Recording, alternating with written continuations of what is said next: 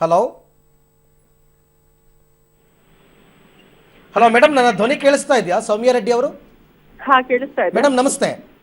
ನಮಸ್ತೆ. ಮೇಡಮ್, ಇವತ್ತು ತಾವು ಮತ್ತು ತಮ್ಮ ತಂದೆಯವರು ಇಬ್ಬರು ಕೂಡ ಸದನಕ್ಕೆ ಗೈರಾಗಿದ್ದೀರಾ, ಕಾರಣ ಏನು ಮೇಡಮ್? ನನಗೆ ಆಕ್ಚುಲಿ ಸ್ವಲ್ಪ ಕೆಲಸ ಇತ್ತು. ನನ್ನ ಚೀಫ್ ವಿಪ್ ಇಂದ ನಾನು ಪರ್ಮಿಷನ್ ತಗೊಂಡಿದ್ದೆ. ಯಾರ ಹತ್ರ ಮೇಡಮ್? ಚೀಫ್ ವಿಪ್ ಹಾ ಹಾ ಹಾ ಹಾ.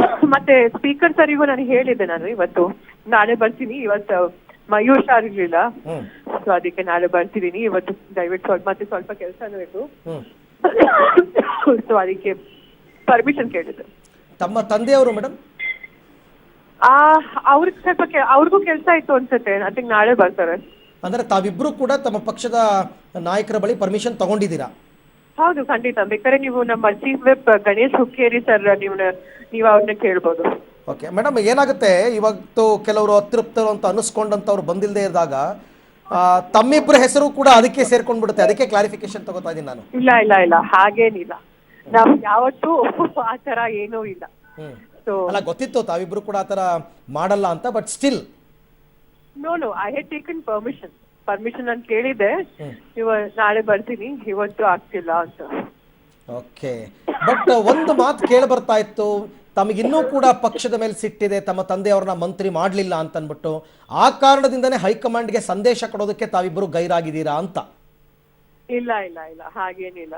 ಅದು ಸುಮ್ಮನೆ ಈ ತರ ನೀವು ರೂಮರ್ಸ್ ಏನು ಮಾಡಬೇಡಿ. ಜಸ್ಟ್ ಬಿಕಾಸ್ ಒಂದ್ ದಿನ ನಾನು ಬರ್ಲಿಲ್ಲ ಅಂತ. ಸೊ ಬೇಕಾದ್ರೆ ನಾನು ನಾಳೆ ಬೆಳಿಗ್ಗೆ ಇರ್ತೀನಿ. ಇನ್ಫ್ಯಾಕ್ಟ್ ಪ್ರತಿಯೊಂದು ಮೀಟಿಂಗು ನೀವು ನೋಡ್ಬೋದು, ಅಟೆಂಡೆನ್ಸ್ ನಂದು ಚೆಕ್ ಮಾಡಿ. ಪ್ರತಿದಿನ ಐ ಹ್ಯಾವ್ ಬಿನ್ ದೇರ್.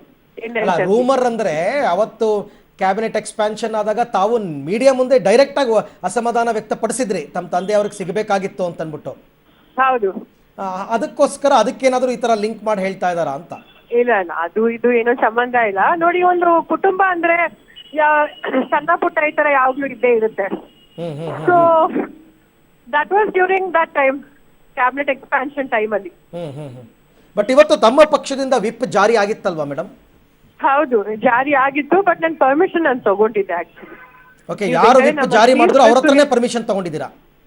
ಹೌದು, ನೀವು ಬೇಕಾದ್ರೆ ನಮ್ಮ chief whip Shri Ganesh Hukkeri sir ಅವ್ರನ್ನ ನೀವು ಕೇಳ್ಬೋದು. ನನ್ನ ಪರ್ಮಿಷನ್ ನಾನು ತಗೊಂಡಿದ್ದು.